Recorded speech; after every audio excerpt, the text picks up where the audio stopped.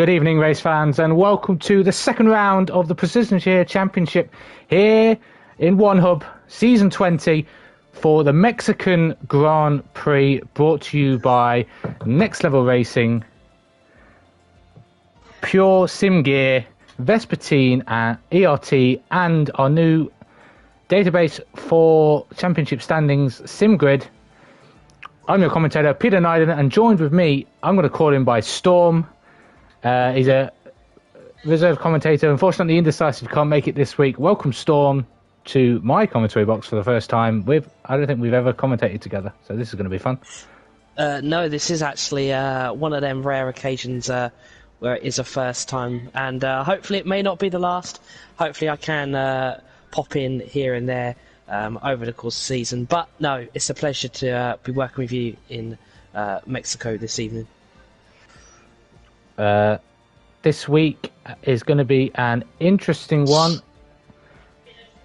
Kieran already took the lead of the championship last week for Ferrari and managed to take the constructors' lead as well, with him and Corey taking a fantastic storm in the constructors as well.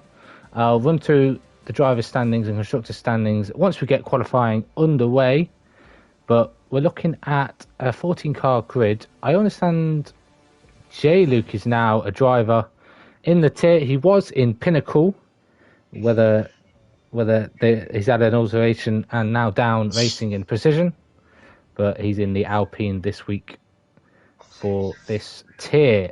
We've got 14 drivers on the grid. It's a bit short of 20, but hopefully these drivers can provide a thrilling race for all 36 laps of the Mexico circuit here tonight. Yeah, and hopefully there is maybe a little bit change in the weather, as a bit of rain here might just spice up a few things, as the drivers will have to commit to a two-stop strategy, as that is a mandatory two-stop rule. Throwing this one over to yourself, what strategy would you go for at Mexico? Personally, I'm not the biggest fan of Mexico. I would go soft, medium, and then decide the final stint based on your safety cars, realistically. Usually I'd go soft, medium, soft. You could go soft, medium, medium, get you two stops out the way early, and then the safety car could bring you back into it. And you could also make an extra stop for softs at the end, if required, if you manage to do an undercut on those two sets of mediums enough to go on to a final set of softs at the end if required. But if the weather takes into account, that will throw a spanner in the works for strategy, but we'll see as we're ready to go here in One Hub. Yeah, I saw in the earlier tiers, I think it was Prospect, one driver opted for the hards. Unfortunately, I didn't last that long enough to find out how them hards went. But yeah, they seem to be maybe not a preferred choice here. Obviously, one-stop strategy, they may work. But yeah, I think for the two-stop, you are going to be using a lot more of the softs and the mediums. Yeah, I feel like the best race tyre is the mediums. But for qualifying, I'd expect drivers to be setting their faster times on the softs, weather permitted, of course. It is Mexico. There can be some rain, and when there is, it can cause a hell of a lot of drama. Yeah, of course, as always does with the weather. Just looking at this track itself in Mexico, quite noticeable track, and well known to a lot of Mexico fans for obviously Sergio Perez and Max Verstappen. Got a lot of podiums here, and the race win, I believe, he got last season as well. Mercedes obviously had an unfortunate race here last season with Valtteri Bottas getting tapped by Daniel Ricciardo. But yeah, it's going to be interesting, as now qualifying has begun, and it is blue skies in Mexico.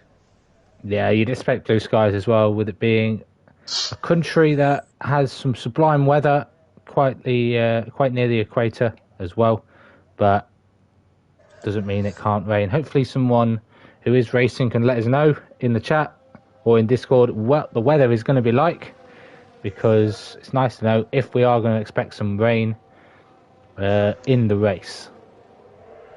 Well, actually, I can update you on that. Yeah, we got TAS will The qualifying will be all sunshine with a track temperature of 32 degrees. That is air temperature of 23, so it's going to be nice and hot. And then the race will start overcast for 5 minutes, and then it will get a bit cloudy with the track temperature dropping 1 degree to 31%, with a rain expected of 18%. So there is a possibility that we could get a little sprinkling. It might not affect the driver's performance on track, whereas in real life a little bit of rain can be very treacherous. We see that if it's raining a little bit on F1 2021, it doesn't really affect the tyres that too much. It's just when it turns from that light sprinkling of rain into the intermediate conditions where we'll see drivers changing tyres from dries to intermediates. First driver we're going to ride on board with is leading the way, is last week's pole sitter and the man who couldn't do anything wrong except lose the win against Kieran, who I believe is not racing. Neither Ferrari are on the grid. It's a shame because I'm wearing a Ferrari t-shirt. I would have been supporting them, but it doesn't look like we've got Ferrari racing, other than we've got Casper in the Alfa Romeo, and we've got the two Hasses of Red Matt and Jordan both running Ferrari power units as well. So Scorpion taking us on our first run down towards the tricky turn 1 and 2.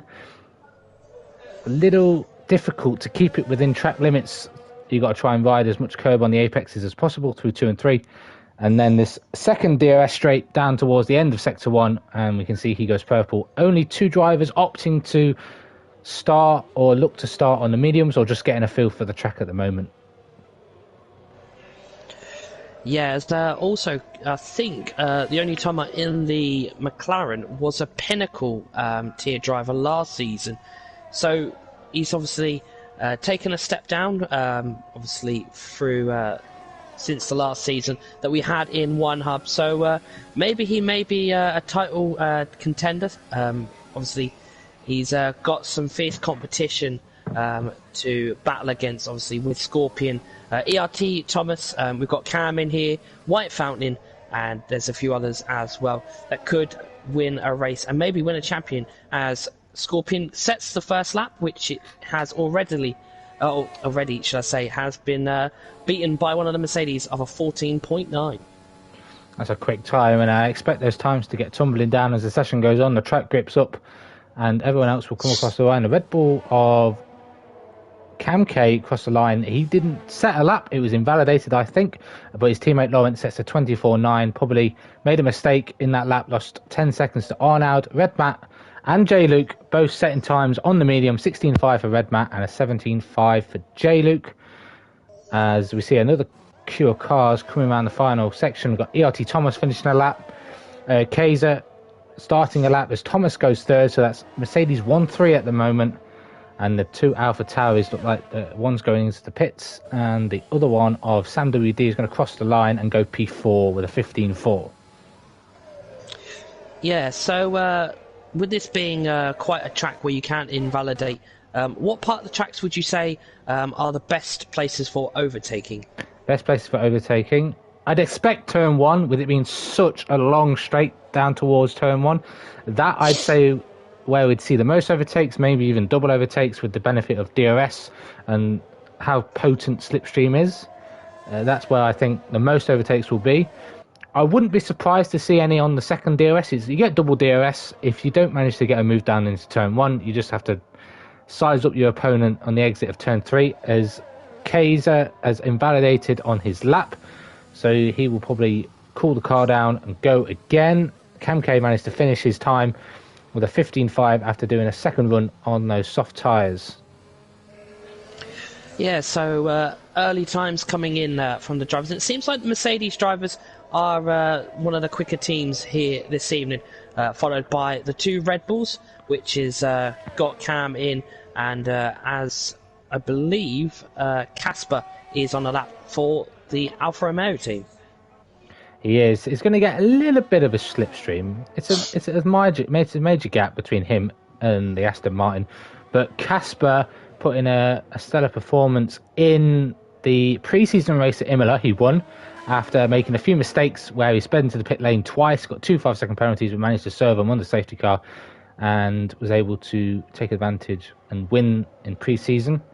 During Japan last week, I'm just going to get the results up. He managed to secure 6th place, so wasn't too far off a top 5 finish, but secured 9 points for Alfa Romeo last week. Yeah, so got himself some good points, and with a tricky track like Japan, I'm sure he'll be happy with that. But Mexico here, as I ride on board with one of the Aston Martins, he's invalid again. The S section's proving to be a little bit tricky, as you can invalidate and you can spin off as he heads into the pits, and that will be him over for qualifying at the moment. He can come back out and set another lap, but he may just be wanting to reset, refocus, and maybe go again when the track is a little bit more ramped up on track evolution. Yeah, it's really clinical that you get out on track and set a time realistically, because we've only got 14 drivers. You're pretty much guaranteed to start inside the top 10, which is what Red Matt and J-Luke are trying to do on the mediums. They've done quite a few laps on them, but currently the slowest times on the board at the moment are from Red Matt and J-Luke on the medium. So soft tyres seems to be the way for qualifying, and medium will probably be more beneficial in the race. 5 drivers yet to set a time. Lukey went 3rd in the Williams as he runs wide in the middle sector. Doesn't invalidate, fortunately, but he's got a little bit of traffic behind, which he doesn't want to get in the way of. White Fountain is on an outlap, so shouldn't be too much of an issue for him. And this teammate of Sam WD looks to be on a flyer, but on really old soft tyres, so looking to improve on that 15.4 he set at the start of the session. Yeah, and just looking at TAS, it looks like our pole sitter at the moment, which is ERT Arnoud, he doesn't have any of the sectors for purple, but he's got the fastest lap for the session, so it's really close between all the drivers. It looks like Scorpion Hun has Sector 2 purple time, Only Toma has Sector 1, and Lukey has Sector 3. So, yeah, definitely a close, compact grid on the times. Yeah, the Only Toma is invalid again, but he managed to finally set a lap in. He sits P3. Last week in Japan he was qualifying very well, didn't manage to capitalise, only finished P8, and only secured 5 points for the McLaren team. A lot of drivers did not start last week, including the McLaren teammate of Waitsy, who's not here again. A bit of a poor form for the fast drivers, but the more you miss out, the less likely you are to go for a championship. And the drivers that keep it consistent, that's what Arnold's done with that lap. He may not have the fastest sectors, any of the fastest sectors, but he's kept it consistent throughout the lap and has taken pole position by just under a tenth at the moment. I'm sure we'll see some improvements at that time, but what drivers are going to be trying to do is push the boundaries with track limits, and a lot of them are not managing to succeed and keep it within the limits. Scorpion just about does it on the exit of the S's. He's on an improvement, I believe, using a lot of EOS. He's nearly 2 tenths up at the end of the second sector. This could be our new provisional pole time if he keeps it nice and clean in the stadium section. Through the final couple of corners, want to take a tight line on the exit of the final corner to get as much, to reduce as much distance to the line. And there's our new provisional pole time of a 14.7, looking to go for back-to-back pole positions in the Aston Martin. Yeah, it does look like Scorpion has set the provisional pole, as Arnoud just invalidates as he's going through the S section. It's very tight margins here with the track limits, as I think Arnoud is going to go for another lap. He's got time to, he's got 7 minutes still left, and yep, he's going to go for another lap, and maybe can he just beat that 14.7? I think there's a potential there, because he was just over 2 tenths up at the end of Sector 2. So that would have taken him provisionally pole if he matched his final sector. But he's got to grips with these tyres. There might be a little bit overheated as we get a yellow flag at the end of Sector 1 for a Haas. Might be Red Matt, who was on a flyer, made a mistake. So Arnold then looking to improve as his teammate goes 2 thousandths quicker than him to take the P2 on the front row of the grid. and now it's been taken away by K's. It now leads it as an Aston Martin 1-2. Yeah, very strong from the two Aston Martins. So yeah, it's going well for them this evening. But Arnold is coming through the third DRS, should I say, just before the stadium section. He hasn't invalidated, so we'll have to see what time he can set as he's going to come through the stadium section, through the final corners. A little bit of understeer out of the second to final corner. He is going to cross the line, and what is he going to get? He is going to get pole position with a 14.6. Great lap from him. Just needed that composure in the final sector to keep it nice and tidy that he missed out on his previous lap. However, that's not going to help all as we've got a retirement. Our first victim of the exit of the S is that Sam WD has lost it through that section. Can be really tricky if you're trying to push the car. And yeah, if you lose the back end through there, it's very hard to catch it.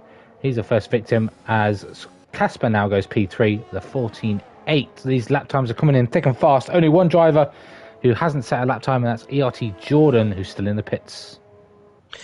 Yeah, and I think also with this track where you can invalidate, maybe going out a little bit earlier, not leaving it till last minute, as I found out in Prospect here earlier this evening.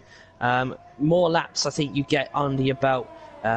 You can learn where you can not exploit the track limits, but you know where the limit is, and I think you'll be able to get the best time possible. So maybe Jordan might want to start thinking about coming out that pits and setting a lap.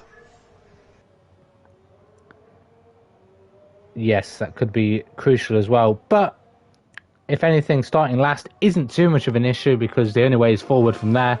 And top 12 get points, so he only needs to find two positions to secure some points. J. Luke, another driver who hasn't set a fast time yet. His best time's been set on a mediums. Only purple sector 1, whether that's truthful or not, we'll have a look on TAS. But in the Alpine, we're looking to improve from P13. Was in Pinnacle last week at Japan, had a miserable race from what I saw. Didn't finish either, and is looking to pounce here in Precision. He's 1.5 seconds up, so that puts him at a 15 dead, and because of how close the top 7 is, he could slot anywhere between 7th and P4, depending on how much time he finds in this final sector. So really keep it nice and tight, as everyone tries to do, to limit the distance to the line. It's only P10 with a 15.5.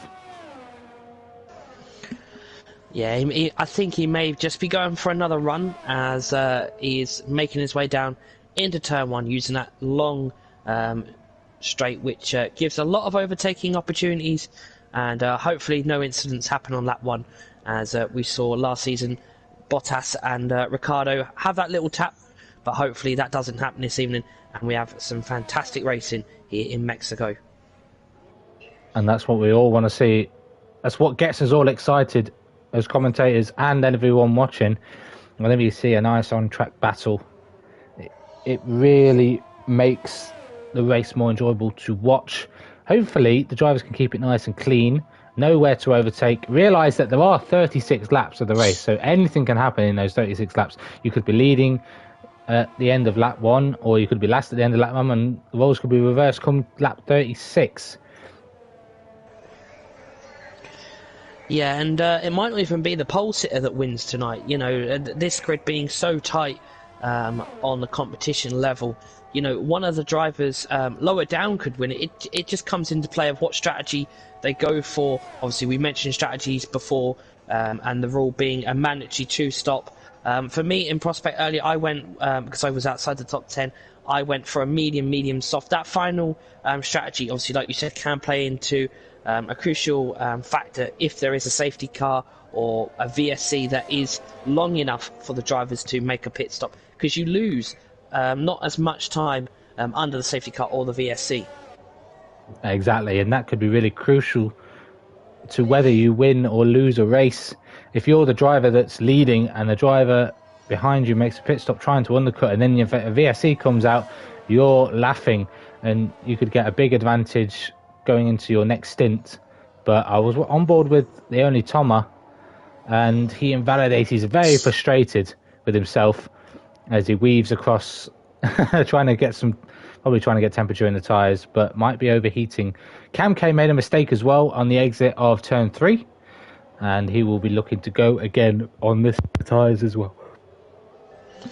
Yeah, as I believe also with this type of track, it is a high degradation on the tyres, so I don't think the drivers will be staying on the softs that long. Around about 8 to 10 laps, we'll be seeing the soft compound tyre being used. The top 10 will obviously, of course, use the tyres that they qualified on, and at the moment, that is all soft tyres. As Cam goes for another lap, hopefully he doesn't have the same issue he had in turn 3 as he comes through the second of the DRS zones, which I believe is end of Sector 1, which he is not up on his time.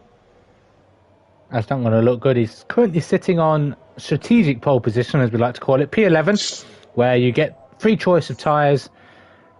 Starting from 11th, outside the top 10, get free choice of tyres. That has been scrapped, however, for real life in Formula 1. You get free choice of tyres no matter what now. Everyone can go guns glory in what essentially is Q2 now in Formula 1, and they can start on whatever tyres they want.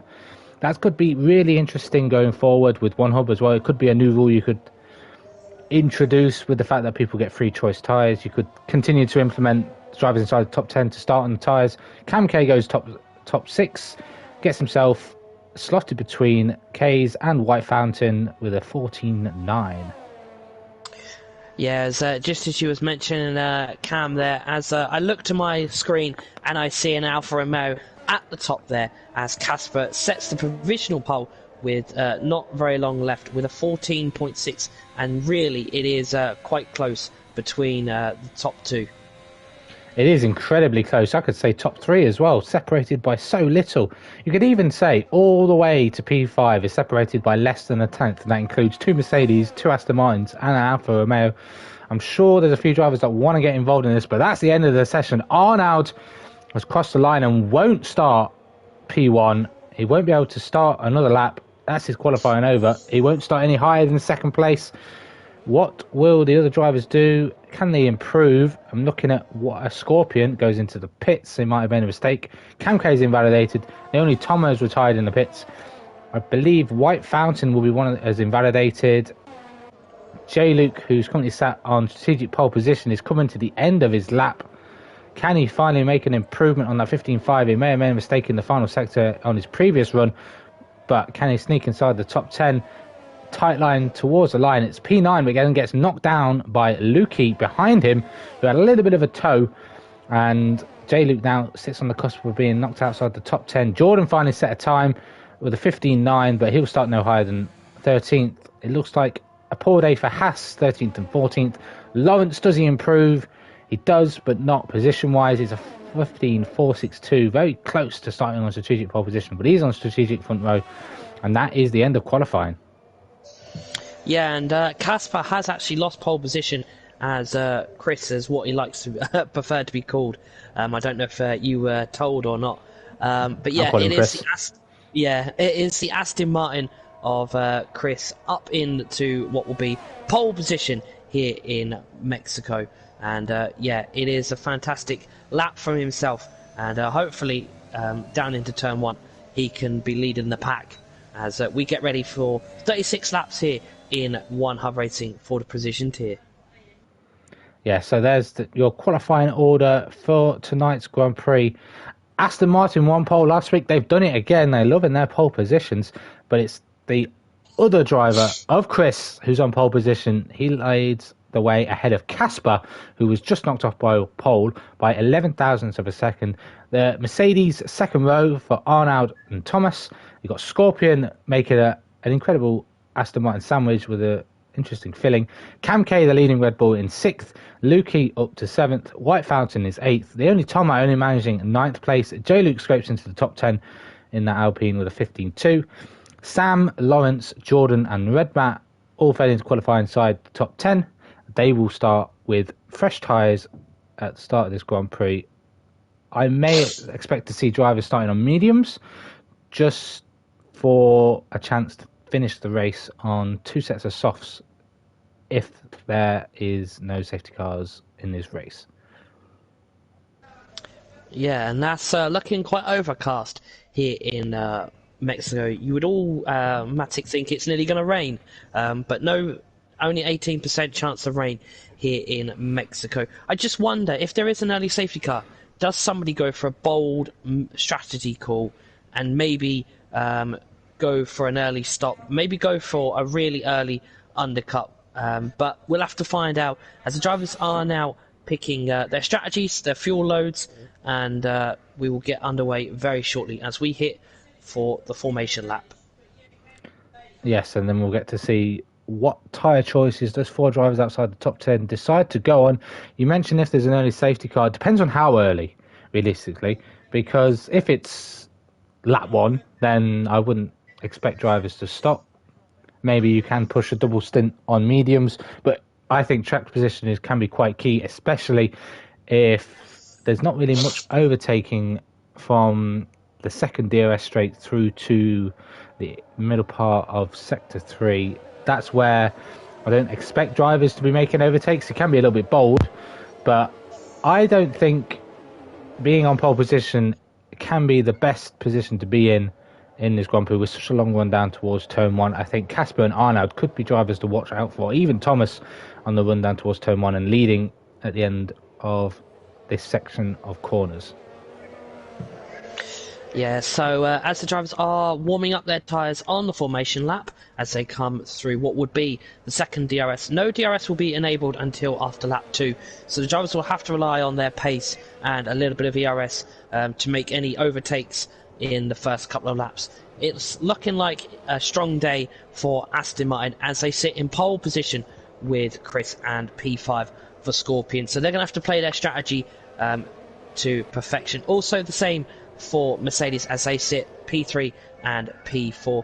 And Casper all on his own for Alfa Romeo this evening up there in P2. Who's going to get the run down into Turn 1? We're going to find out very shortly as they are coming through the S section. So I'll hand you over to my commentator this evening, which is Speed 19, and he will take you through what will be the race start here in One Hub for Precision Tier in Mexico. Yes, and just a quick note that the constructors are actually led by Aston Martin. They got a double podium finish. They're on 31 points as it stands, and with another pole position and another double top 5 start, they'll be looking to counteract the missing Ferraris who managed to get P1 and P5 last week. They're on 30, so it's 1 point separating the Ferraris and the Aston Martins. Aston Martin looking to take advantage into round 2 with the Ferraris missing in action.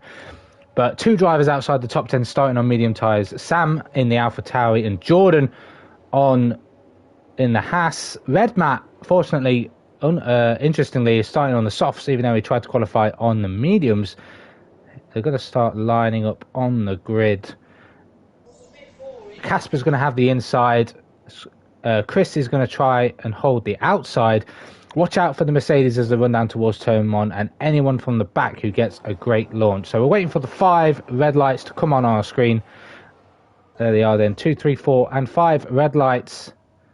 Lights out, and away we go here in Mexico for One Hub Season 20 Round 2, and an excellent start from Casper. Has an amazing launch compared to the Aston Martin, and then Arnaud trying to get a position on Chris as well as we look to go 4 or 5 wide down towards Turn 1. But it's Casper leading from the Aston Martin who tries to regain the lead. They both go incredibly deep, and the Aston Martin of Scorpion as well has gone incredibly deep. I think he has collected ERT Arnaud in that. But Scorpion at the back. Jay Luke has lost a few positions as well, down to 13th. Red Matt with a stonking start from back of the grid up to P7. Casper trying to go around the outsiders, trying to retake the lead that he got off the start. But it's the Aston Martin of Chris ahead of Casper. Thomas up to 3rd. Cam K in 4th. Lukey 5th. And Red Matt already up to 6th, overtaking Arnaud, who's fell like a stone in water. Yeah, wow, what a first lap, what a first Turn 1. It just seems like a few cars forgot where the brake pedals were, as Scorpion and I believe one of the Mercedes had a little bit of incident, as it is Chris and Casper leading the top 2 positions. And yeah, they did go a bit wide, but they managed to regain, as it looks like Thomas is already on the back of Casper, and Cam is also on the back of Thomas as they come round to complete lap 1 here in Mexico. Yes, and that's a great start. What Chris would have wanted, he would have wanted to hold on to P1, because if you hold on to P1 after sector 1, you're quite clear and you could try and pull away a gap.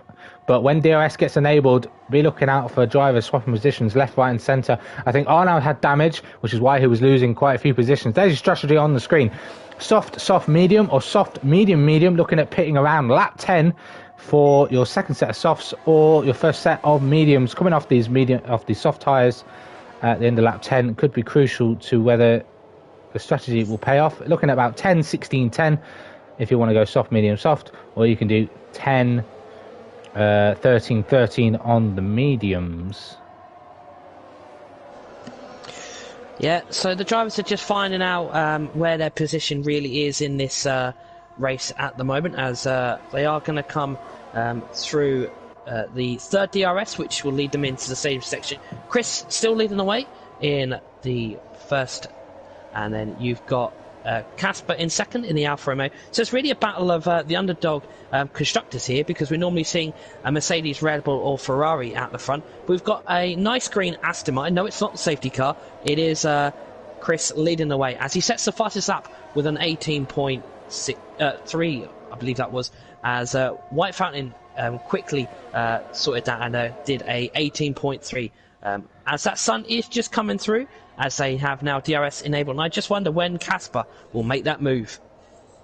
I think Casper might be a little bit sensible, to be honest. If he realises how much pace all these drivers have around him are very similar, I think it's going to be a very long day in the office for Casper if he wants to try and overtake and pull away, because Chris will have the pace to keep within that 1 second window. It's going to be about who can stay consistent and keep within that 1 second window, keep within DRS. At the moment, White Fountain is a driver who's fallen out of that window outside the top 6 at the moment. Only 1/10 separates him from being back inside that. There's your detection point for this final DRS straight, and there's your activation point as they run down towards the final sector. Will Casper make a move? We've got a yellow flag, and that's Lukey already out. Will that bring our first safety car? It's a VSC. Will that get upgraded, as Lukey has become victim of the exit of the S's, same way Sam was in qualifying? Will anyone box? Yeah, I know how Lukey feels. It's not a nice way to start the evening for himself, and it'll be an early night for him, I'm guessing, with racing, as he hit the curb, and I think he knew what was going to happen next, as these curbs, they're not as bad as Japan, but they will hurt and punish, as Casper makes the pits, and he goes for the medium, and so does Chris as well. So, White Fountain on the hards. Yeah, that might be a strategic mess up. But normally when you come into the box and you want to put on a mediums, it sometimes thinks, oh, you can't take the mediums to the end, so I'll put you on hard tyres. Unless Fountain thinks that the hard tyres are very suitable to go to a point where if there's another safety car, you can put on a set of mediums or a set of softs to go to the end. You do have to make 2 mandatory stops. And Chris, Casper, Camke, Red Matt, White Fountain, Lawrence, J-Luke, all taking advantage of the virtual safety car. And with that, it's not brought Arnaud and Thomas back into this race, but they've got to watch out. It's very easy to get a drive-through penalty for speeding under the virtual safety car when it is ending. It's just ended. Thomas, Sam, Scorpion and Jordan all stayed out. It's now up to Chris and Casper to start hunting these guys down with the advantage of the medium tyres, fresh medium tyres, and see what the pace is like compared to the soft tyres that have done some laps in qualifying. Yeah, and with the hard compound tyres, if the safety car does come in around about lap 23 to 24, it would give White Fountain a fresh set of softs for the final 10 laps. So it would give him that little bit of advantage, and we'll have to see how he does in these remaining laps, obviously, and during the rest of the race, as to see if he does make any positions. But Casper is right on the back as he goes for the move on Chris into turn 1 and gets that move done with the assist of DRS. Yeah, very clever there from Casper, and what helps him as well, he's got the move done into turn 1, and with it being a double dose of DRS for the driver behind, he can now pull away and take advantage of the clear air that Chris did have and try and be a nuisance to the Aston Martin. Don't discount Cam in this, as we get another flag in Sector 1. That's Arnaud. Has he crashed the exit of Sector 3? Yep, probably got caught on the curb. He's not having a great day, is Arnaud. It wasn't that good last week in Japan either. He was feeling very ill for Imola in the pre-season race, and not looking good for the Mercedes driver Arnaud. At the moment, maybe needs a safety car to bring him back into this fight, because his teammate of ERT Thomas is leading the way with a nice 5.8 second advantage to Sam, albeit on the medium tyres, but holding Scorpion up like a treat. Yeah, this is where having a second teammate does help, as Casper sets the fastest lap of a 17.5, so the times are coming down as the drivers are rubbering in that. As we have a move again here, Chris gets the move back on Casper, and we'll get that double dose of DRS that you mentioned earlier on. I just wonder, Cam is not too far behind. He is a little bit, but he may just be sitting there thinking, let these two battle. I think I might be able to get myself not one position here, but maybe two of these two battle a little bit more. Yeah, just sit back and try not to get involved too much. If you're within DRS of the drivers ahead, this is a battle for the net race lead essentially, and if you're sitting pretty in P3, the drivers, all it takes is for the drivers ahead to make a mistake, to pick up a penalty, and you get a double dose of DRS, slipstream and everything from the drivers ahead. Sit back, be pretty, and could take the win as we get our first track limit penalty of the race, and it's for Cam K's teammate in the other Red Bull of Lawrence down in P9. Yeah, and as you mentioned, penalties. Cam's actually got 2 warnings already, so he's really on some thin ice with that, as he sets the fastest purple Sector 3 as they all make their way down into Turn 1. Not really many overtakes happening between what will be the net race lead here with Chris, Casper and Cam. Red Match, let's say, still in P8, as J-Luke and Lawrence are having a little bit of a battle for P9. Yeah, J-Luke getting by Lawrence with the benefit of DRS. J-Luke now going to have DRS again to pull away from Lawrence. White Fountain has lost quite a few positions on those hard tyres, but it's going to be a long game for White Fountain. It's going to be an Albon-style drive from Australia, where he's on the hard tyres. He's going to be doing a long run it, and we'll try and push it as long as possible to go onto a fresh set of soft tyres at the end, as long as there's no safety cars. But you never know. We're only 6 laps in. It's starting to fly. Lawrence taking liberties again through the S section, but dirty air is probably not going to help being stuck behind another car.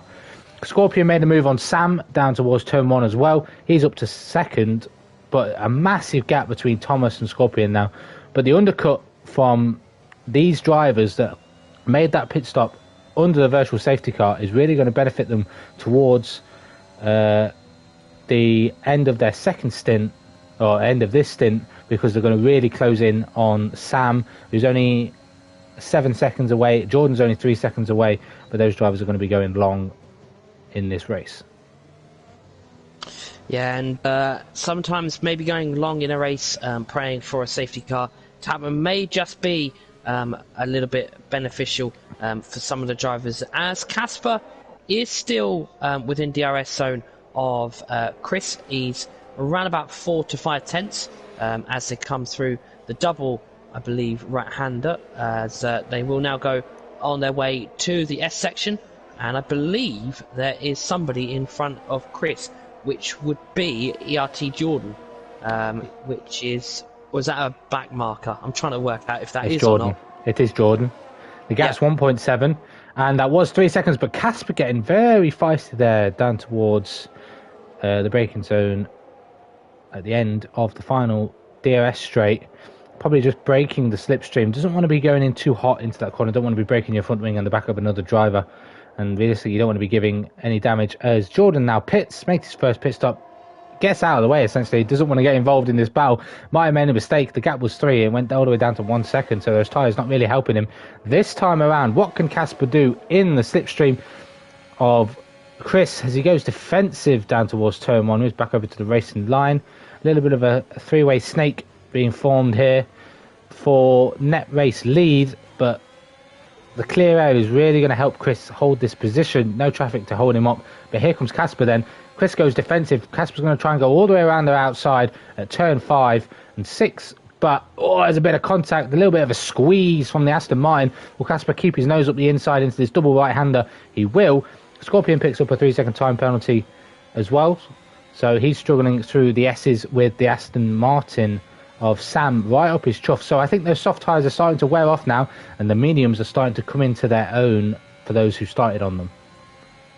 Yeah, and just looking through that battle through turn 4 and 5, as Casper's really on the back of that diffuser again. Seems like his setup is mainly dominant in the straights, and then he just kind of loses it in the corners. And yeah, Scorpion and Thomas are now into the pits, so that'll be a switch to the mediums, as I wonder if Cam is gonna be going for an overtake, as he's having a look, and he's gonna get DRS, so maybe he's gonna be ready for that second DRS when he gets it very shortly as they go through turn 1 and turn 2. Yes, he's trying to size them up, seeing where the drivers ahead are weak on their exits, but I think Casper's got a great one now. He's been forced to the outside again. What can Chris do? Does he defend the inside? He doesn't. Just slots himself back in, will allow Casper to take the lead. I think that's very strategic of him, because he needs to save a little bit more EOS. Cam K's been using a lot to try and stay in this battle. He hasn't really been above 25% since these guys made a pit stop, and might be one to watch at the end. He just needs to harvest a bit more EOS, because he's not looking to be making any overtakes, as Casper gets a fantastic exit through that S section with the benefit of clean air, and looking to try and break away that 1 second window, because it's very close. Is Casper going to manage to break it? It is above 1 second. There's the detection point, and I think Casper has managed to break that 1 second window, and I think Chris is now going to be under pressure from Cam K behind. Yeah, as they now come down the start-finish line for lap number 11, and it looks to be like Cam is going to go for a move, and he's going to go for the move in the Red Bull, and that is him up now to P4, as Chris won't get no DRS. Oh no, actually no, he will get DRS, I think, because he had it within 1 second of Casper. Doesn't look like he has got DRS, so he must have been just a little bit out of that window of the 1 second. I think it was just under a tenth. It was very close. Casper had an amazing final sector, an amazing run through the S's that managed to build up that 1 second window to Chris behind. But with the overtake from Cam K, he's did manage to sneak himself back into that 1 second window. I think he's going to miss out on DRS. Here he is. Chris is going to gain it. I think this might be a squabble for second place now between the Red Bull and the Aston Martin. Casper seems like he's got the pace on these medium tyres as he runs a little bit deep into the stadium section. Yeah, it is. I think it is going to be a fight for that P2. Sam's still out there, 5.8 seconds in front of Casper on 11 lap mediums, as White Fountain picks up the penalty. A lot of drivers have picked up penalties now, and it doesn't really look like White Fountain has made any end roads, as Chris will retake that P3, that final podium place, and what would be a net P2, as he is going to get a double dose now of that DRS, should I say. He hasn't got much ERS. A lot of drivers using quite a lot of ERS this evening, especially down that straight, as Cam is going to get up close again at the end of Sector 1 as they come through what will be the double right-hander. Very tricky to negotiate, as you've got to be slow and then pick up the pace again and then back. So again, to get through both the corners. It looks like we've got a bit of a battle for P9 and P10. We do. Scorpion having made a late pit stop compared to everyone else under the virtual safety car has managed to get by White Fountain and looks to be on a charge. Up next is Lawrence and J. Luke. They're in a little bit of a DRS battle between the two of them, as Lawrence picks up, I believe, his second 3 second time penalty of the race. That's two in 12 laps. If you keep going like that, Sunshine, you'll end up with 6 at the end, and that's not what you want to be doing. That's 18 seconds worth of penalties, and that could be last place for you if you keep that consistency of track limits up. But I think Scorpion has got the tyre advantage, the pace advantage of the drivers ahead. He'll be looking to at least get up to P6 with the benefit of DRS slipstream. He's in the deep slipstream of Lawrence, who doesn't seem to be wanting to get any of J-Luke. Both of them have, I thought Lawrence would have the DRS of J-Luke, but he was just missed out. Scorpion makes it nice and easy. We'll get a double dose, and we'll look to try and catch up to J-Luke, who has got a nice bit of free air, and that's what Scorpion will be hunting down to try and take advantage of, because free air is very key around here, especially through the S section, where people seem to be struggling the most for track limits. Yeah, it is, and clean air I think also helps the car as well, as you'll be able to not be dealing with any of the dirty air, as Chris had a little bit of a I wouldn't say a battle as such, but had to just kind of look over his shoulder. He knew Cam was there, and as they come through the S section for lap number 14, as Arnoud and Jordan, they both pick up a penalty for track limits. This is a question I think is a bit up for a debate. Mexico or Austria, which one is more for the penalties? Yeah, but at the moment, 4 of them looking to keep it nice and clean. You mentioned Cam had only one warning away. It was one warning away from a penalty. He's kept it nice and clean for these last 13 or so laps since that was mentioned. A change for the lead, though. Well, net race lead, as Chris gets by Casper again, managed to drag himself back in that 1 second window. All of them struggling with ERS management at the moment, but they're clear ahead of Thomas at the moment, but he's got 6 lap fresher tyres on. We're looking to hunt these guys down.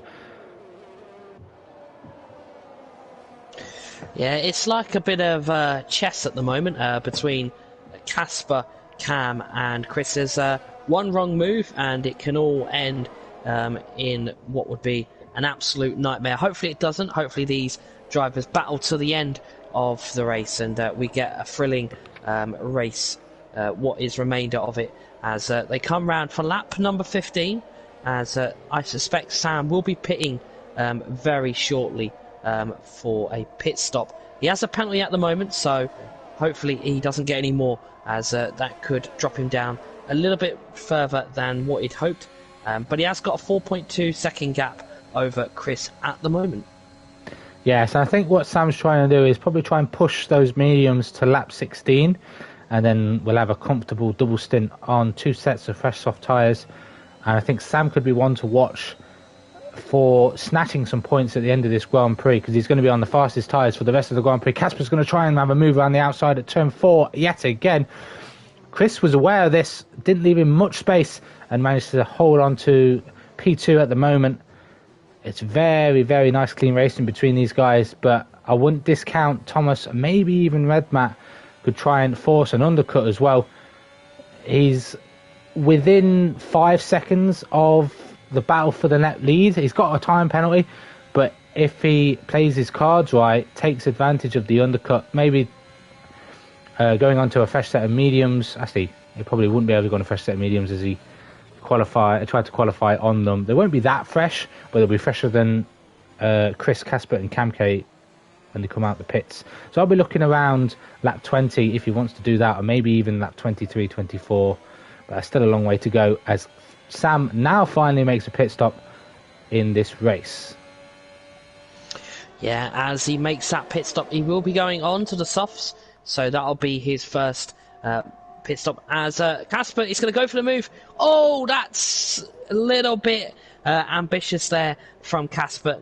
Hopefully no wing damage has been caused. We'll just take a quick look at Taz, and it looks to be all okay at the moment, as Arnaud did pick up a penalty, and that moves him up to 9 seconds of penalties this race. And that was a really ambitious move for Casper, and he gets that move done now, and he will take the net race lead.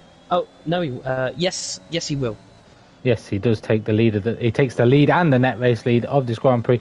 Everyone has made their first mandatory pit stop. No one yet to make 2, I believe. everyone looking to run long on these medium tyres. White Fountain could be a threat now. He's got those hard tyres warmed up. They're going to be faster than the mediums, and it looks to put a bit of pressure on Lawrence. Sam, I wouldn't discount him as well. He's only 5 seconds off that battle for ninth, but he's going to be on the fastest tyres of everyone on track at the moment. Casper got to move down into turn 4, was gifted the inside, and Chris tried to do a double under and over through the exits of those corners. Didn't manage to regain the lead, but needs to harvest a bit more energy because isn't going to be mounting an attack. Even if you do have DRS, you need that little bit extra to get an overtake done around this track with the benefit of the energy system. Yeah, as it looks like Chris is just having a look to see where he might be able to put that Aston Martin as they come through the double right-hander again. And I have to say, ERT Thomas is slowly catching himself onto the back of this pack as ERT Jordan picks up another penalty, and that is him up to 6 seconds so far. But yeah, ERT Jordan, just not ERT Jordan, ERT Thomas, apologies there, one of our ERT drivers here this evening in racing. He's just getting onto the back of Cam there, and maybe we might have a 4-car battle here. We could indeed, and he's got such fresher tyres. Even though he didn't decide to box under the virtual safety car, he's brought himself back into this fight. He's had clear air for the entirety of this race, essentially. After that virtual safety car came out, he was leading the race until he pit, and he's had clear air since, and now he's on the back of this train. He does get DRS, but we could see another change for the move. Chris to the inside, Casper's going to have the outside. Will Cam K get involved?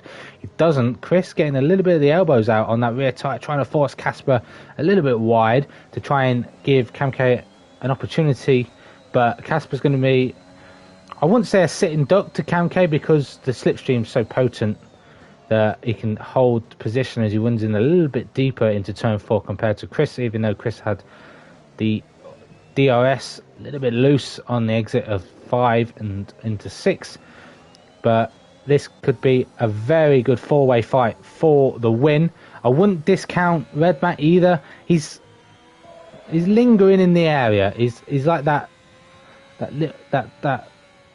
smell that just lingers along. You don't know what it is, but it'll always be there. Yellow flag sector 1, that is for the Red Bull of Lawrence. He's just come out the pits on fresh soft tyres and has made a mistake at the exit of turn 3. There's a battle for the final points playing position between him and ERT Arnold. Those two drivers have made their final pit stops. I believe Lawrence will probably make another one because I don't think those softs will go to the end as Casper comes into the pits. Feels that loss of back end was enough to send him into the lane for his final stop. Another set of mediums. Only took the first set 14. He's got to take this set 16 laps. And we'll be praying for a safety car to bring him back into the fight. Can he avoid traffic? He's got Toma and Jordan who are going to fly through. He may get a little bit of clear air, but with the fresh tyres, we'll catch up to the back of those as we get another flag. In sector 2, that's Lawrence again, who's made a little bit of an incident at the first part of the S section, but no safety cars have been brought out yet. At the moment, 3-way fight for the lead. Yeah, and I just, as you were mentioning about Red Matt, just maybe one safety car could bring him into this. You know, he's sitting there just waiting and waiting for his time. And as Lawrence picks up a 10-second penalty for corner cutting, I don't know where that is. Stadium section. I think he went straight on over the stadium section. He's in the pits, spend the pit lane. I think his day's done and run. He may retire in the pit lane. He does. That shouldn't bring out a safety car, and if it does, I don't think Casper's going to be very happy with that, especially having made a pit stop. Speaking of pit stops, that's Chris into the box to try and cover off Casper's undercut, and Cam K will lead this race with Thomas at the back of him. Yeah, as Chris makes his pit stop, and White Fountain just now 15 laps on the softs, not on the softs, on the hard. Oh no, what's happened in the pits? I don't know if you've seen it. Chris can't get out. Oh no, Lawrence has blocked. Lawrence, That's going to hold Chris up as much as Red Bull tactics. Yeah, some say Kamke's been on the phone to Christian Horner and said get Lawrence to retire in the pits. Some say block him, and now Chris has lost 11.5 seconds to Casper. That's a huge amount of time. I thought Chris would have been fine coming out of the pit lane. I was starting to see where Casper was going to come in retrospect to him. But then you mentioned that he's been held up. I've never seen that before. I've never seen a driver retire in the pits and then just wait at the end of the pit lane. They always tend to drift back onto the track, pull over and retire there. Never seen that before. And that's not what Chris is going to want to have seen. He's going to have clear air, but that's a lot of time to make up with only 15 laps left as Kamke now pits. Yeah, very unfortunate as Chris picks up a 3-second time penalty. That's the first one for himself this evening. So the only drivers not to have picked up any penalties is Casper and ERT Thomas. And that could be very crucial around this type of track because you can sometimes maybe not gain just one position, but a few positions. But yeah, that is so heart-wrenching for Chris to be held up in there by a Red Bull. It's like the Red Bull was just waiting for the pit light to go green. I don't know what happened there. Hopefully that is a glitch that is fixed when a new update does come. Whenever it decides. If a new update comes. But this is Codemasters after all. Hopefully there's a lot of glitches and a lot of issues with online racing. And that, what I think is, people want to see the career modes and the story modes and whatnot. But the pinnacle of the game is the online racing. You see it throughout. This is something that survives the entirety of the game. You don't see a lot of people pushing to race on the career mode side from day one all the way through to the end. League racing has a high point for the community as well. And we want to see these online glitches fixed. Hopefully EA can sort it out with their role now in helping F1 2022. And the new cars could be an interesting factor as well for driving standards and racing as well. Yeah, of course, and hopefully with EA being involved, there's not a paywall behind everything. Maybe we'll be seeing $9.99 for a pit stop. Hopefully not, as that would, I think, end league racing. But yeah, no, league racing is at the top. And I think that's one of the ways a lot of people enjoy F1, not just virtually as well. We meet a lot of people through that as well who go to real life F1 as well. So it has its benefits, and I'm sure you can echo as well. Made a lot of friends. Definitely, yeah. Yeah. So especially with a whole pandemic and everything. Sector 2 yellow flags. That's J. Luke. Yeah, J. Luke. On 17 lap old tyres has made a mistake. He was right on the back of Sam or just ahead of him, so he was in a strong position. Has made a mistake through the S's. I don't think he's picked up damage. We can have a check on TAS, but seems to be really struggling. Might have overheated mediums. We're looking for a pit stop. Did stop on those mediums very early. Is holding up speed. Red Matt incredibly on those fresh mediums is Red Matt, and that's really going to hurt him with trying to fight back into chasing down Kamke and Casper. Casper's undercut of 2 laps ahead of Kamke's has really helped. The gap's 3 seconds, and with Chris's misfortunes in the pits, Red Matt has managed to jump him with the overcut, and Red Butt now sitting in a net podium position and has got a tyre advantage compared to Chris through to the end of the Grand Prix as well. Yeah, it's looking at the penalty situation. ERT Jordan, who is in P6, leading the way for the Haas team, is on 12 seconds of penalties. And as you mentioned about the 18 seconds earlier on this evening, I think Jordan might just want to calm it down a bit on the penalties, because he could be ending with maybe just 1 point from what will be P12, I believe, as Casper picks up the first of his time penalties. That may be a bit of commentator's curse, as a few laps ago I was saying he was one of the drivers that didn't have any penalties, and that is his first of the evening. And this really throws a spanner into the works for the victory as well. Both Casper and Cam K are going to be driving to the end as Cam K has been pushing on the lap, sets the fastest lap of the Grand Prix, shows his pace, has knocked out at least 7/10 of a second that lap compared to Casper, and he's well within that 3-second window. He's just got to keep it consistent and stay within that window to try and snatch a victory here today. He does have 2 warnings, as you've mentioned at the start of the Grand Prix. He's kept it very clean throughout, as now Thomas picks up his first time penalty of the race. That just leaves Cam K, the American, the only driver yet to get a penalty this race. Yeah, and not to get a penalty at Mexico. For Cam, yeah, that's some fantastic driving. He's kept it on the limit though. He's given us some already fantastic moves and battles, and yeah, I'm just riding on board with Chris in P8. Obviously, he's on the back of ERT Jordan, and yeah, if his night was going well, it's not going well now, as he has got a little bit of a way to go if he wants to be fighting on for that podium. As ERT Thomas is into the pits, so that is the Mercedes driver now into the pits, and I suspect that'll be for a set of softs to go the last 10 or 11 laps here in Mexico. They should go to the end, those soft tyres, and he's going to be on the fastest tyres of his competitors of Casper, Cam and Chris. Don't discount Red Matt either. Red Matt's going to get the undercut on him. Where will Thomas come out in respect to Jordan and Chris? I think he's going to come out just ahead of them, as Chris now gets ahead of Jordan, and going to be looking at hunting down the drivers ahead as J. Luke steals fastest lap on a set of soft tyres down in P10. Yeah, incredible lap there by J. Luke. He may not be in for a podium, but he still sets the fastest lap, and that's what racing is all about. You may not be fighting for the podiums, but you can still fight for points. As Thomas gets a 10-second penalty, that's the second driver with a 10-second penalty. I didn't quite catch what that is, but that must be a nightmare situation, as that's going to drop him quite considerably. I'm not sure what happened. I literally flicked on board with him as they entered Sector 2, Turn 4. He missed the whole of Turn 5 and 6. I think he either went a little bit deep, cut straight across the track.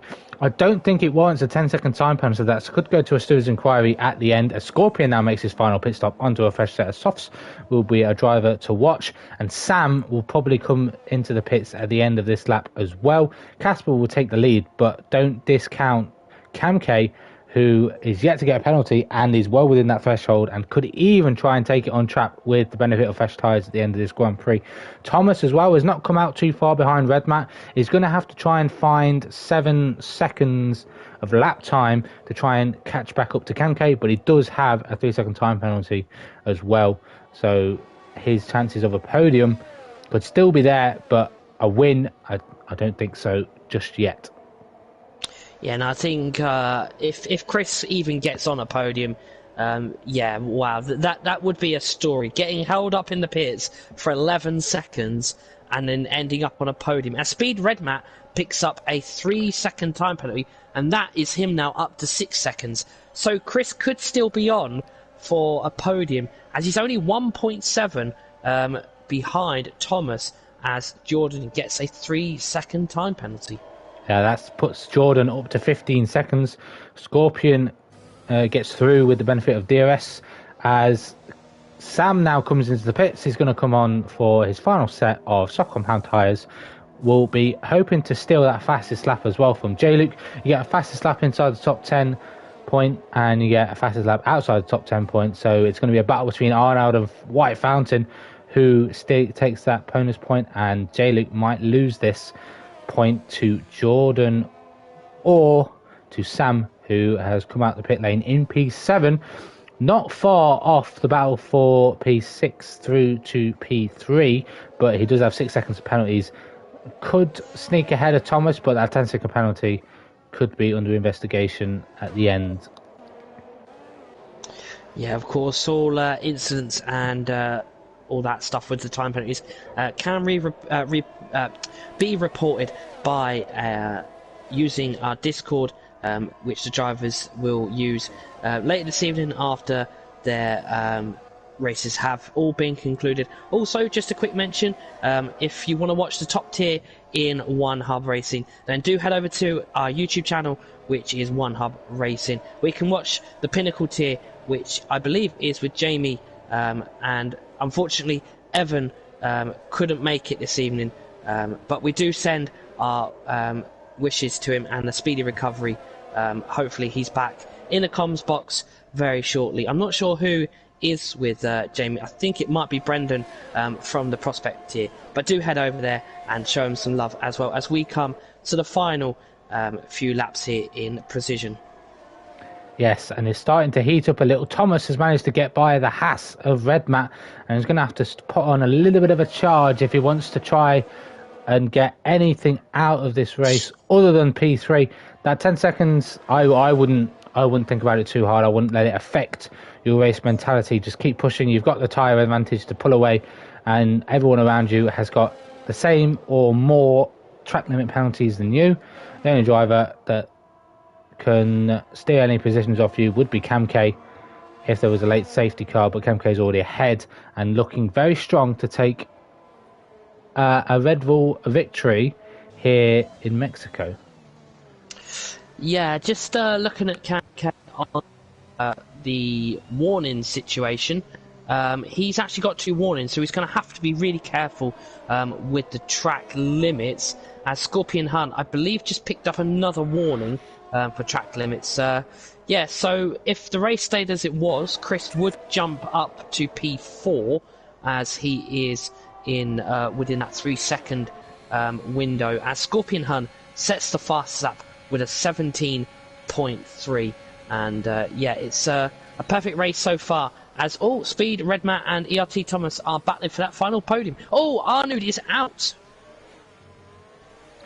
He is. He's lost it at the final corner, and there is a safety car.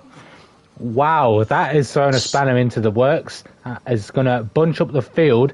Not only that, Thomas managed to hang on to P3 ahead of Redmat through turn 1 and 2 with the benefit of DRS for Redmat. Safety car coming out has really helped him.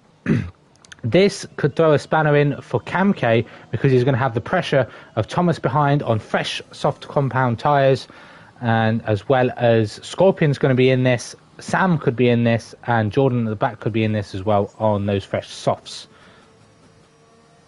Yeah, and one driver this does hurt is ERT Thomas, as he's got 13 seconds of penalties, but obviously, of course, that 10 seconds probably will go to the stewards, so we'll leave that to them to deal with. So we just have to kind of figure that he's until obviously that he's only got 3 seconds. But yeah, every driver will now make a pit stop, I presume, other than Sam and Jordan, as they've just made their pit stop. So it'd be a bit of a situation where it wouldn't be worth pitting, as they would take track position over a pit stop. As the safety car is out here, and Thomas will lead the drivers around now behind that safety car. Yeah, quick note as well, both Aston Martins stayed out.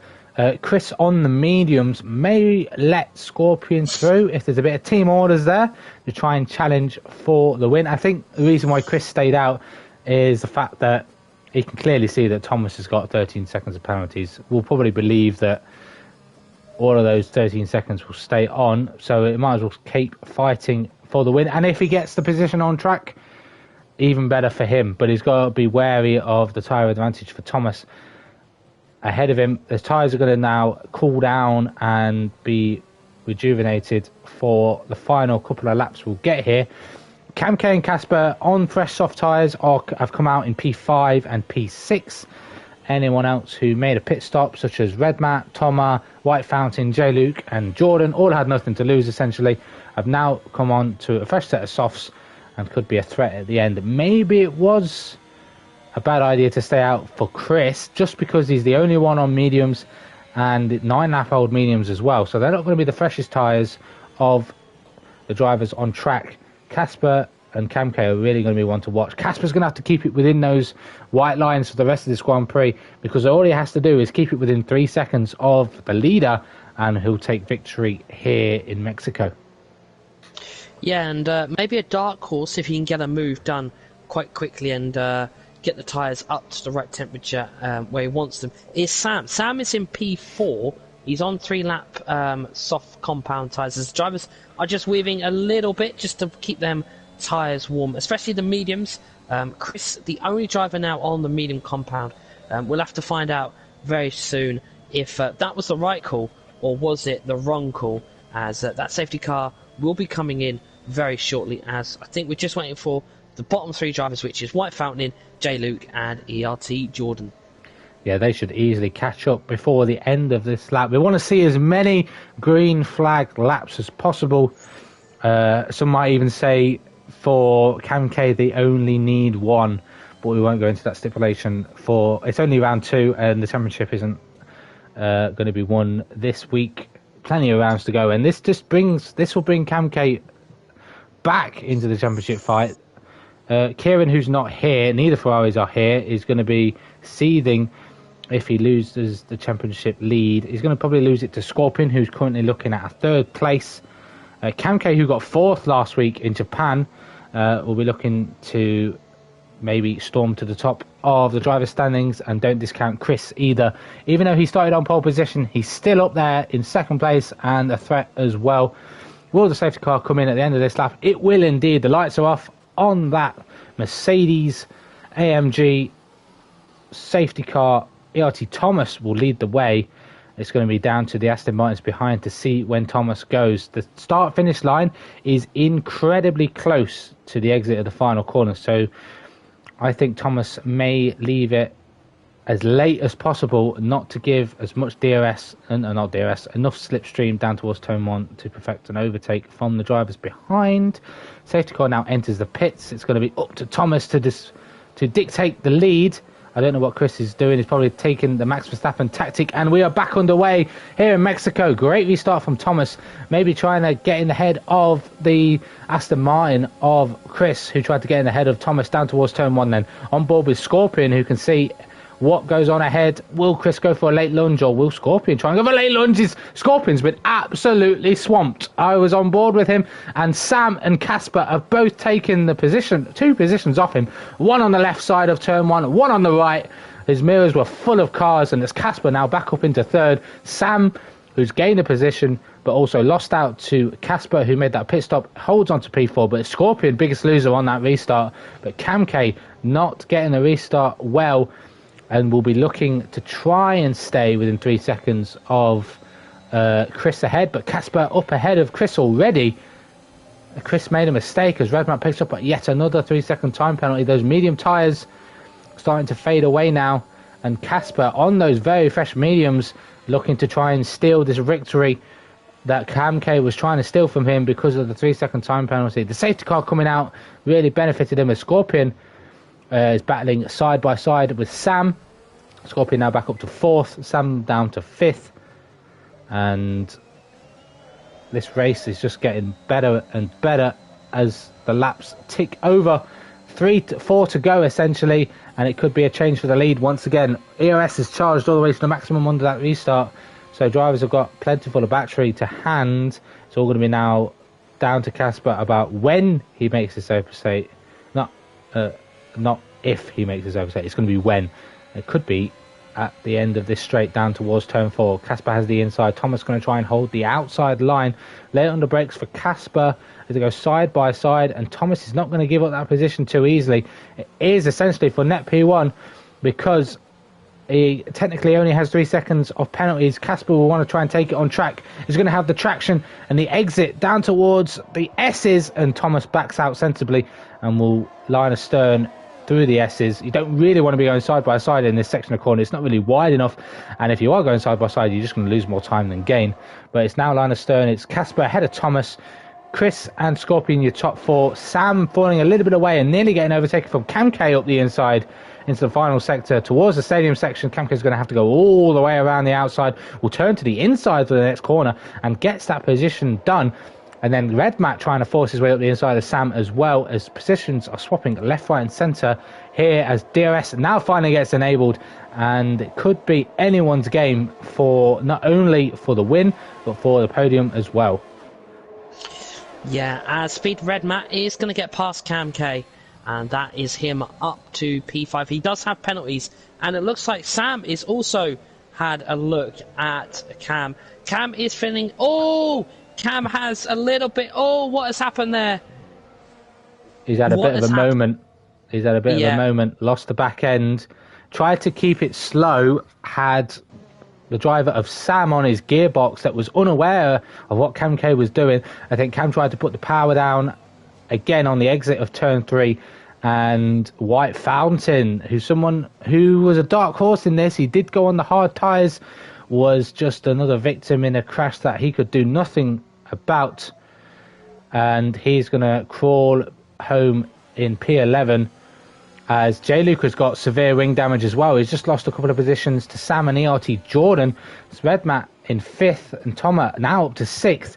He was well out of this race at the start of the Grand Prix as we got a yellow flag in Sector 2. That will be for White Fountain. I think he might have picked up a little bit of damage as well, so he could try and steal fastest lap, as Red Matt now takes fastest lap of the Grand Prix with a 16.7 with the benefit of DRS and slipstream down towards turn 1 and 4. Yeah, as Cam K picks up a penalty, and that is his first one of this race. As Chris, he is still on the mediums. He's the only driver on the mediums. As J. Luke and Cam K make a pit stop, I presume Cam K's is more likely for some wing damage. As also White Fountain in the pits. Scorpion is not Scorpion, should I say? Chris is still within 1 second of the Mercedes of ERT Thomas, and can't get the move done yet, but he may use his teammate just for a little bit of assistance. But Scorpion Hun is right dealing with, at the moment, as Matt has a look, but the door gets firmly closed on him by Scorpion as they come through the stadium section for what will be the final lap here in Mexico. And it has been an absolutely thrilling race here in Mexico. It has indeed, and some would even argue that that safety car was just what we needed to make it a little bit more interesting. Lap 36 of 36 then, as Jordan now sets the fastest lap. That could get snapped up by J. Luke, Cam K, all White fighting behind, but the battle for the final spot on the podium is not over as Chris gets to the inside of Thomas and Scorpion looking to swap positions. Scorpion's going to have EOS flashing at the back, but DRS and Thomas is going to lose 2 positions in 2 corners. Don't discount Red Matt, even though he's got penalties, may try and fight for it. Thomas, who is looking at not only an opportunity for a win, may not even get a podium now because he's been overtaken by Chris and Scorpion. Yellow flag sector 2, that's for the Alpha Tauri of Sam or White Fountain. Yeah, White Fountain's made a mistake. He's now a lap down, I think. And not a great day for Alpha Tauri. But for the other Alpha, Alfa Romeo, the solo Alfa Romeo has had a stormer of a restart. He did pick up another time penalty and accumulated 6 seconds worth of penalties. But that's not going to matter because he's going to come around the final corner. He's going to win the Mexican Grand Prix ahead of Chris and Scorpion, who round out the podium yet again for the second week running, but roles reversed this time. Chris ahead of Scorpion. Last week it was Scorpion ahead of Chris. Aston Martin looking to secure a Constructors' Championship. With performances like that, it could be wrapped up before we get anywhere near the final couple of rounds of this season. The only Thomas has recovered up to P4. Red Bat 5th. Thomas down to 6th. Take away that 10 seconds. It may promote him back up to 4th. Sam finishes in 7th. Jordan is 8th. J. Luke will cross the line in 9th. Doesn't manage to steal fastest lap. Can Cam K steal fastest lap away from ERT Jordan at the moment? His personal best is a 17.4 and he was 9/10 up, so that'll be a 16.5 up to the line, and that is the fastest lap for Cam K. And White Fountain, who finishes 11th, will get a bonus point for fastest lap, finishing outside the top 10, and will get 2 points as well for finishing in P11. Yeah, as the game does give Red Matt the in-game driver of the day, but myself and Speed Knighting will give our driver of the day in a short moment. as it is Casper, the solo Alfa Romeo driver, who takes the race win here, with the two Aston Martins straight behind him with the P2 and P3. That is Chris and Scorpion Hun, as Speed9 mentioned at the race finish there. They are on the hunt for a constructors title, and they are putting quite a championship fight to the others as we look at the race results here, which will be provisional, as there will be stewards afterwards. So Casper will be your race winner, Chris in second, Scorpion in third, the only Thomas in fourth, Speed Red Matt in P5, ERT Thomas in P6, Sam in seventh, ERT Jordan in 8th, J Luke in P9. Running off the top 10 is Cam K. In P11 is White Fountain, ERT Arnold in P12, Lawrence in P13, and Luke in P14. Yeah, only 3 drivers failing to finish this Grand Prix. Arnold and Lawrence picking up a staggered amount of penalties as well, 15 and 25 respectively. But neither driver managed to finish. Arnold will miss out on a solo point as well. Not a great start for the Mercedes driver. One of the drivers I was thinking to be hunting down the Drivers' Championship after being in pinnacle for his One Hub career so far. And with that break in the One Hub seasons, you'd think Arnold would be a driver to watch here in Precision. Maybe a little bit rusty, but looking to find his feet.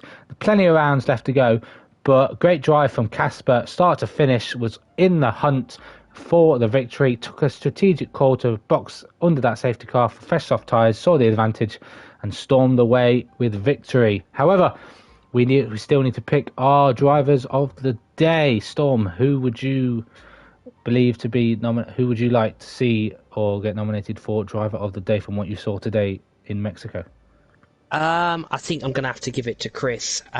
He was so unlucky with that pit stop to then recover and be P2 in the championship, in the race. Yeah. So my question for him is, after the pit stop incident, did you see yourself ending up on the podium, and what was your process for after you saw the safety car come out and you had to lead kind of the Aston Martin charge on the medium compound tyre? Excellent stuff. My driver of the day nomination is going to be for the only Tomat. This is a similar situation. He had an incident towards the start of the Grand Prix, was well out down the order, and the safety car brought him back in. Didn't have the strong results last week, but managed to essentially double his points paying position from finishing 8th to 4th. My question for you, Thomas, is, were you expecting a strong result in Mexico? And after that incident at the start, did you ever see a top 5 finish coming forward with the laps remaining? Next week is Belgium. I'm sure a lot of drivers will be looking forward to race around that track. An iconic circuit for racing. Slightly reprofiled, especially Origen Valeron in real life. Hopefully we get to see that reprofiling of that iconic corner in F1 2022. Next week, Belgium. Driver standings and constructors are wide open at the moment. Plenty of rounds to go. I'd like to thank Storm for joining me in the commentary box, first of all. It's been a pleasure commentating with you. And any final words? No. Well, obviously, other than thank yourself for sharing the comms box this evening. Hopefully it's not a one-off. Hopefully maybe later in the season we can get in the comms box again and do some commentary over some fantastic action here in One Hub.